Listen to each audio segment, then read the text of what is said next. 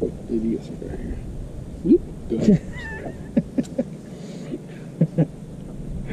Welcome back to Your Lake Fork Guide. If I'm getting some goofy stuff pulled on me, you know who I'm with. Ronnie Kelly. So we're going to bring you a Guides Network episode today. You guys saw us earlier in the week. We caught them pretty good, caught them pretty fast, and we're going to break down all the details of the who, what, when, where, why on how we caught those fish so fast. Coming up on today's episode of the Guides Network.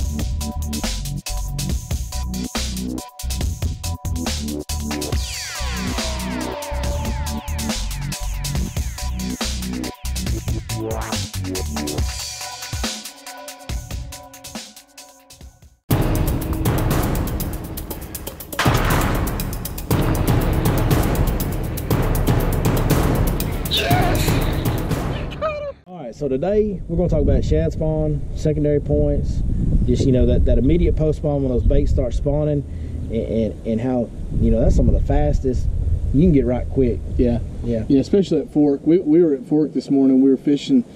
In fact, you know, some of the fish we caught were right where you and I bed fished not too long ago. Yeah, the last time Ronnie was on the channel, we were literally on the point right outside of that where the first place was. Yeah. And so, you know, what happens is the water temperature gets to that perfect mid-70s, and those shads start to kind of bunch up, start spawning. Yeah. All those post-spawn, and I'm sure some pre-spawn fish are mixed in there, but they get out there and they start to feed up. It's time to eat. And they've just got a big group of food, and that wind helps. Wind helps. It really bunches them up right in one little area. And one of the best ways to kind of do that, and we talked about it a little bit this morning, is you can actually just kind of drive around and look for those birds. Yeah. And that wind, you look at the points that the wind is blowing into, and when you see them herring stacked up on that bank, well, you better hit the brakes. Yeah, you know, and that's it's a popular pattern at Fork, but yeah, it yields giant fish. And we didn't catch any, but we didn't catch any big ones today, no. But we will. I mean, it'll happen. This is just beginning. This is a brand new thing. It's going to go. You know, my experience, that typically lasts through the month of May. Sometimes in June, but usually the month of May you can count on it going on. And so that's why we started the day today, and the action was fast and furious. We had sand bass mixed in there with them. Yep. Had some largemouth. We had some hard wind, made it a little tough to position the boat exactly where we wanted it. It would have been better if it was about half the wind that we had, because when you start getting those rollers in there, it makes it a little bit tougher to really fish that area right. And I think it makes it tougher to get that right action on your topwater baits. But let's talk about the gear we were using. Okay. So I was using a topwater. I was using two different topwaters, and you were using the topwater a little bit, but you primarily stuck with the chatterbait. Yeah, I threw a chatterbait. You're throwing the topwater. I didn't really want to throw a square bill exactly where we were, though it's one of my favorite baits during the shad spawn. Yeah. But man, it's just, there's a lot of those little sticky stumps, and I didn't want to mess with treble, especially with the sand bass mixed in. So I threw the old chatterbait, man. It's one of my favorite baits. 3/8 ounce white chatterbait. Yeah, you know, and that's something that gets shown a lot on this channel. We fish it a bunch. And what it does is that crankbait is doing this. Yeah. And it's deflecting, and it's getting a lot of those fish's attention. And this does the same thing without staying stuck. Yeah. And so that's why I opted for the chatterbait while you threw the topwater. That chatterbait almost has that deflecting vibration without even hitting anything. Yeah, it does. It's a great bait. You know, I used to say if I had one bait that I was going to throw year round, it would be a Cinco. I think I've converted to a chatterbait. If I just had one bait, throw a 3/8 ounce white chatterbait with a magic shad, man, that ain't a bad way to do it. For me, I was throwing the Spook Junior. And I know we were fishing a shad spawn deal, but it just kind of worked out where I had a bluegill spook on, but it's got a white bottom to it. But we were also fishing the backs of some pockets. We didn't catch them back there today. but I have been catching some fish in the backs of pockets, and those fish are around a bunch of brim. That's why I had that color on. But a shad pattern like the Sammy that you have over there is certainly just as good, And I didn't throw this a lot. I did throw it some, but this is just a Sammy. This is just a this is actually the Academy brand Sammy, and I like this bait. I mean, it's a translucent color. It's a little bit quieter, but it walks really easy. It casts a mile. Yeah, it does. It does. And then the other bait that I was kind of using today, and that I've been using, and again, it's a brim color. That's that new 6 cent splashback popper. Man, that's a sweet bait. Dude, that thing walks. That sucker's crazy. It spits. Yeah. It's very versatile, and it's a big profile bait. And you guys can see that paint job on there. That's pretty sweet, ain't it? That's bad at the bone, dude. Did you get that done in the hood? Yeah, we got. Is that airbrush? You'd have to talk to Casey Sobzak about that. No, Carlos did that. Carlos did that? Yeah, that's a pretty good looking bait there, and the action on it. You threw a little bit today. I did. I like that bait. It spits and walks, and that's been catching some of those bluegill eaters for us, and we kind of threw that on them points today. But they started biting that spook so quick. That was the one I stuck with. You know, they were. I think our first cast we doubled up. Yeah. Yeah, we did. And hey, folks, you're not going to be able to tell maybe because of the editing, but man, we lost a lot of fish. I bet we lost as many as we caught. Yeah, we had them blow up, knock spook 3-4 feet out of the air, and then come back and hit it again. My first 5 or 6 casts on the chatterbait, first 5 or 6 casts hit the water, I had a bite. Yeah, it was crazy. They were really schooled up, and all we did was we literally pulled in there to that pocket, and I was going to fish the point on the left. There was a boat there. There was a boat coming into that, so we looked over there and we said, hey, look, there's some herons. And the wind was rocking into that point. Yep. We pulled in there where them herons were, and we just, 1, 2, 3. So that's kind of it. I like to throw top waters. It's just fun to see them hit it, and they hit them really good when they're on that shad spawn deal. And when I'm throwing a top water, the rod that I'm using is that Limit 5 series rod. 7.2 medium heavy is the one I like to go with on that. 6.10 medium heavy as well. Anything from 6.10, you can get a 7-foot medium heavy. I just like a medium heavy rod, and I like to go 15-pound mono. Yep. That's my top water line on my treble hook baits. Yep. Now, if I'm throwing something without a treble hook that's top water, a frog or something that's completely different. Yeah. But for my treble hook top waters, I want walking baits. My walking baits, I want 15-pound mono. Yeah. What you got on that chatterbait, bub? On the chatterbait, if I'm in an area like we were in earlier, open water, there's some stumps, but there's no grass, I'm throwing fluorocarbon. So I'm right here, I'm throwing a 7-foot, 2-inch medium heavy composite rod. It's a little graphite, a little fiberglass, and it's composite, and it allows those fish to load up a little bit better. I've got 17-pound fluorocarbon and a 6-4-to-1 reel. And I throw that 6-4-to-1 reel because I can slow it down a little bit more. A lot of times on the chatterbait, I just like to walk, just let it kind of crawl a little bit. And so this reel allows me to do that. And but 6-4-to-1 is now the slow speed, but 5 years ago this was the bad boy. This is this fast one. But yeah, I like this composite rod. It allows the fish to get the bait, get it all the way in their mouth, and load up, and before you even realize that you've got a bite. There's definitely a trick to the hook set on that bait. And we'll talk about that here in a minute when we talk about retrieves, but that's a bait that they eat from behind. They chase it down and suck it in from behind, and you got to have the right rod, you got to have the right hook setter. You will get that pulled away from them a lot. So, and much the same way, I'm so dang anxious on the hook set. I got to get better at that. I'm out there fishing it like it's a frog. I'm trying to drive it too. You're quick to hit it. And I don't play. I'll go full speed on that hook set, but I shouldn't. Really, the correct way to do that is what you kind of talked about today is just when you're twitching that and they come up on it, wait till you feel them and just kind of reel into them. Yeah. And let that rod load up with and I think that goes for any time you're fishing a treble hook bait. That's a good way to do it. I think really any kind of treble hook bait.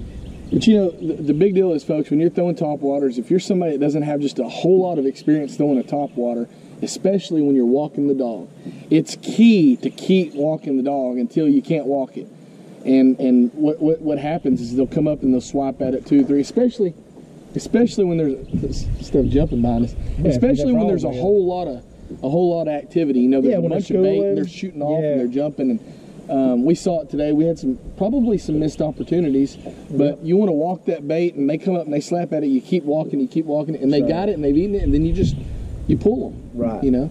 And we see that what they're kind of doing in there is they're chasing the shad, and a lot of times they'll just hit it with a closed nose. Yep. And they'll have their mouth closed and they'll just hit it and try to stun it. Yep. And we saw shad floating, right? Yeah. So we saw shad floating around the boat where they're just going through that school of shad and busting them, busting them. And they try to stun them, and then it makes them easier for them to catch and eat and all that. And they're doing the same thing to your bait. That's why they're knocking it out of the water. And, you know, sometimes it'll look like they slam it and you'll rip it and there's nothing there. And so that's what's going on. And so what you're saying is exactly right. You got to be a little patient. Just keep that bait coming. And then when you feel that weight, just let that rod load up and get after them, and and they'll get stuck on them treble hooks. You know, and Billy, I threw a topwater a little bit. I threw a Sammy, and I opted for a little different setup than you. Yeah, talk about that deal on your topwater. I've actually got mine on a 6/8 medium action rod, and a little lighter rod. I've got braid. I've got 20-pound braid, and kind of my deal with this is I can make a really long cast. I can walk it really good. If I get any grass on it, I can twitch it out. And it's got no stretch, so I've got to be a little bit more careful, you know. But I use a medium action rod versus a medium heavy action rod, and it allows that fish to kind of get that bait and load up. But the no stretch is just something I've kind of recently done. I've always been a monofilament guy, but it's just preference, I think. I don't think on this deal right here there's a right or a wrong way. Yeah, it needs to be mono or braid for the floating factor. It has to be. It can't be floating. You have to have a floating line on this deal. That's the one thing you can't do, is a sinking line like fluorocarbon you cannot use. And I've got a short handle rod. I don't know about you. I like to have a short handle rod, and I've actually got a small, this is a Shimano reel, but it's a 70 series. It's a little bit smaller, a little bit lighter action. But anyways, this is I throw my Sammy, my smaller Sammy. I don't throw the bigger one, the big spook on this, and I throw like a popping bait on this rod right here. And I've got an 8-to-1 reel on this just because I can pick up slack a little bit better. Yeah. Yep. Yeah, that's on them walking baits, you're not really moving the bait with your reel handle, you're moving it with the rod, and so yeah, the faster gear ratio, you know, it's not going to hurt you any, and it's going to allow you to keep up with it. If they run at you or whatever it is, you can catch up to it quicker. So that's good. You know, as far as the areas, it's kind of like we said, it's really simple. Any wind-blown point, I prefer secondary points. Main lake points can be the deal at times. Yeah, let's talk about that a little bit more in depth. So there's a little bit more to it, folks. So when you're looking at these points, the bottom's going to matter, okay? Right, you know, let's talk about, you got to have a hard bottom. Shell, you'll see the little pea gravel, especially, look, if you're a fishing guide or you're a guy that fishes a lot, and you look up underneath your console, you see a bunch of gravel. So wherever you're beaching the boat and you're stepping in that gravel, that's the kind of stuff we're looking for, right? And where we were, the particular area we were, there's a lot of clay points. The clay points, to me, from what I found out here on Fork, is a big deal. It's a big deal. It's a huge deal. If I can see that red clay on the shoreline on that point, and then of course if I see a little bit of that shell or a little bit of that gravel with it, boy, I know I'm in the money. That's the deal. Yeah. You know, the shad will get up there and they'll spawn hard. Bridge corners are another thing that you catch them on. Yep. And the shad, folks, look, don't eliminate other areas. Those shad will spawn in grass. They will. They'll spawn in reeds. They'll spawn everywhere. But what the particular pattern that we're talking about are main lake and secondary points. And we're, you know, the shad are all over the place, but you got to find the place with the bass. And so we know that there's pre and post spawn fish on all those points. That's right. And so it sets up perfect for us. Yeah. So if you're trying to find them on your local lake, you know, maybe you don't fish for it. What you want to do is wherever you've been catching spawning fish, wherever you've been catching them in the backs of pockets, just start working your way out from there, right? That's a great way. And go on the windy side. Wherever the wind's blowing into, that wind is a big factor in this. You want to be, you don't want it to be flat calm. So you go on the windy side and you start looking at every point. And you look for some of that hard bottom content. Maybe it's rock, maybe it's gravel, maybe it's clay like it is here. And so once you found the wind and you found the hard bottom, now start looking for birds. If you've got all three of those, I'm going to fish. I'm going to stop and fish that spot. I'm going to fish it hard. But here's the thing about when I say fish it hard, that's a relative term, because this deal doesn't take long. It doesn't take long. If you've made 5 or 6 casts and they ain't come up and they ain't bit, you move to the next one. Yeah. Right. Out here, you know, we've got such a bait population that not every point is going to have bass, but most of the points that you'll find that have that clay will have shad, but they don't all have bass. Right. So that's don't waste too much time on this deal. When I say fish it thorough, that means I'm gonna make sure I got my boat lined up right, make sure I've got a good angle on that point. I'm gonna cast to it 5 or 6 times. If I ain't got a bite, I'm moving. Yeah, that's the way to do it. We got lucky. The first one we pulled in on had a load there. we fished several more that didn't, and then we found another spot in kind of a creek channel swing that had them going. Yep, for sure. And you know, in full disclosure, we didn't run all around the place. I mean, the wind got up. The wind was blowing 20, we were 25 miles restricted an hour. today. It was blowing hard. And it was blowing hard. You guys probably heard it on the audio. It was getting it. And we didn't have a lot of time. Right. We're time restricted, so right. That was a noon deal. We were done with the fishing at noon. It's a little bit later in the day. We had some obligations we had to attend to, and then we got back to film this guy's network deal this afternoon and just kind of talk to you guys about it. But yeah, we fished a half a day, and that was it. So that's gear. That's area. Let's show them how we're working these baits. Talk about the retrieve. You want to go first or second? Doesn't matter. All right, you go first. Okay, guys. So we're gonna talk about a chatterbait. Most folks are pretty experienced with a chatterbait, but the retrieve that I make most of the time is just a steady retrieve with just a few twitches in it. So I'll throw my chatterbait and I've got my rod tip down, and then I just do this. So I'll have a steady, and every once in a while I'll just pop it. And all that does is, if that bass is chasing that bait and he's trying to make up his mind, I'm trying to make it up for him. I'm trying to twitch it and get a little bit of cat and mouse going on with these fish. So chatterbait, I've got 2 retrieves. I throw it out there, I reel it real slow, and I twitch it, and that's it. So how you retrieve a spook? This is kind of a deal that, you know, if you've never done this before, it's going to take some time to learn, because there's a touch and a feel to this that you need to get down. So we're going to make good long casts. That's important. You want to make a long cast. And what you want to do is you want to get your rod at a 45-degree angle with that line. That's important. You want to have just a little bit of slack. And when I snap that slack, I'm going to tighten that slack and point the rod right back at it. So I'm going to pull my rod down and I'm going to have a sharp snap, but then I want to make sure that I'm pointing the rod right back at it. And we do that over and over again. And when you get that rod to where you're just tightening that slack and pointing back at it, that spook will go side to side. So I'm going to point that rod straight down at the water, 45-degree angle with my line, snap that slack. You guys will see that bait is just walking side to side. You guys see that bait going side to side right there? That's what you want right there. Just a nice, slow, side to side gait. And you can speed that up. You can make it go fast. You can walk it faster. And sometimes when they're schooling and busting on shad, that's the one that gets them. And then usually when they're not schooling on shad, they're just kind of chasing them below the surface. But what I go with most of the time is just a nice, slow, lazy walk.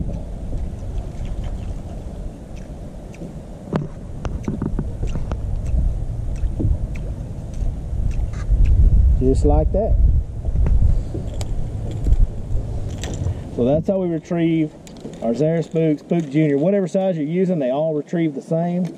And that spook, and I know Ronnie will attest to this as well, that thing catches some really big fish. I know we didn't today, but I promise you, if you throw that spook on those secondary points in the wind or in Shad spawn, it's just a matter of time before you come across possibly the biggest fish of your life. Well, that's it for today's Guys Network. We hope that helps you out. Hope that helps you catch maybe a new personal best.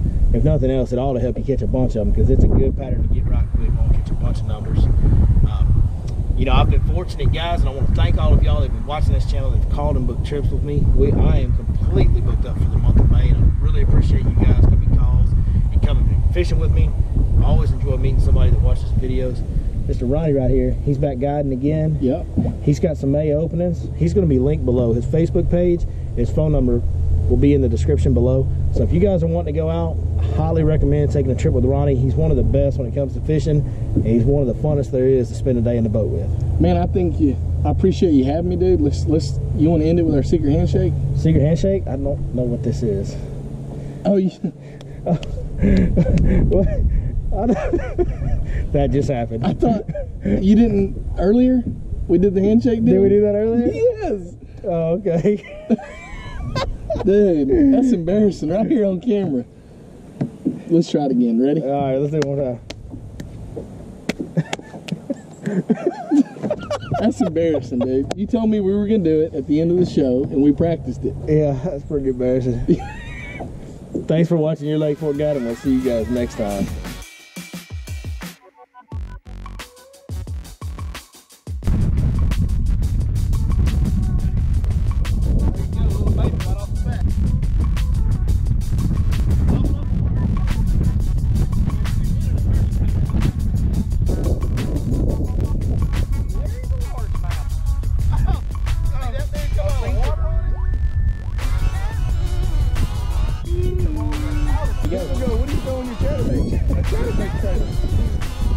It's stuffy, it's windy, we're catching fish almost every single cast. We're having a lot of fun.